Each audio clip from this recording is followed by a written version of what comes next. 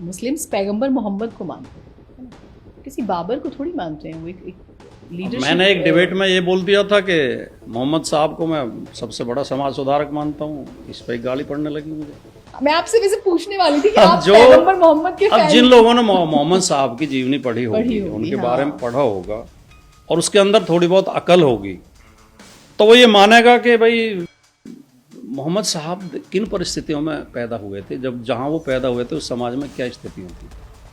पहली बात तो हमें ये समझना चाहिए कि मोहम्मद साहब इतने भरोसे के आदमी थे कि जो व्यापारियों के काफिले जाते थे दूर दूर तक, व्यापार ऊँटों पे होता था वहाँ, तो अपनी अमानतें उनके पास रख के जाते थे।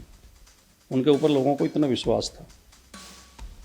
दूसरी बात, वो इतने उदार हृदय व्यक्ति थे कि उसमें उनकी जीवनी में कहानी आती है कि एक औरत रोजाना उनके ऊपर कूड़ा डालती थी। वो एक दिन निकले तो कूड़ा नहीं डाला, तो वो रुक के खड़े हो गए।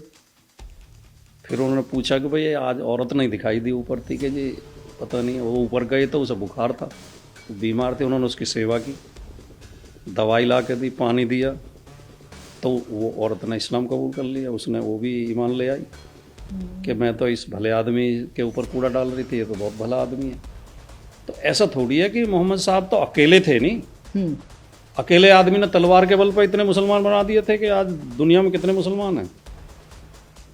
50 से ज्यादा देश, हाँ। किसी खराब शासक ने या किसी ने वाहवाही लेने के लिए, अपने शासन को मजबूत करने के लिए, राजनीतिक उद्देश्यों से कहीं जोर जबरदस्ती भी की होगी।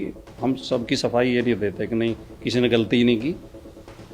और जब तक जिस देश में लोकतंत्र नहीं था या आज भी नहीं है, वहाँ अत्याचार तो हर शासक करता है। राजा चाहे हिंदू रहे हो, सिख रहे हो, मुस्लिम रहे हो, राजा तो सारे ही अत्याचारी होते थे। राजा कौन से समाज सेवी होते थे? उनकी तो तलवार ही चलती रहती थी। पूरा इतिहास खून खराबे का इतिहास है। भाई ने भाई को मारा, और वो टैक्स वसूलते थे। हाँ। तो राजाओं की कोई सफाई नहीं दे सकता, लेकिन खाली कोई धर्म तलवार के बल पर इतना नहीं फैल सकता।